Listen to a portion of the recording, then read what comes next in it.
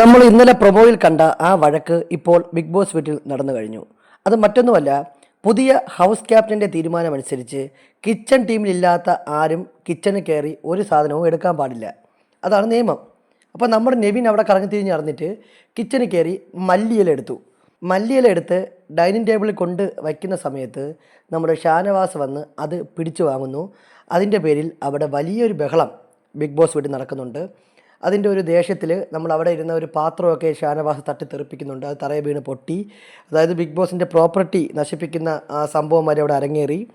എന്തായാലും ഒരു നിസ്സാരമായ മല്ലിയിലയുടെ പേരിൽ ആ വീട്ടിൽ ഭയങ്കരമായ ബഹളം നടന്നിരിക്കുകയാണ്. പെട്ടെന്ന് ബിഗ് ബോസിൻ്റെ അനൗൺസ്മെൻറ്റ് വന്നു, നിങ്ങൾ പരിധികൾ ലംഘിക്കരുത്, ഇതെന്താണ് ചന്തയാണോ എന്നൊക്കെ ചോദിച്ചുകൊണ്ടുള്ള രീതിയിലുള്ള ബിഗ് ബോസിൻ്റെ ചില വാണിങ്ങുകളും അവർക്ക് കിട്ടിയെന്നുള്ളതാണ്.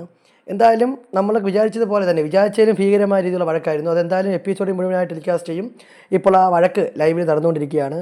സംഗതി എന്തായാലും അല്പം സീരിയസ് ആയിട്ടുള്ള വഴക്കാണ്. ബിഗ് ബോസുമായി ബന്ധപ്പെട്ട കൂടുതൽ അപ്ഡേറ്റുകൾക്കായി നമ്മുടെ ചാനൽ സബ്സ്ക്രൈബ് ചെയ്യുക.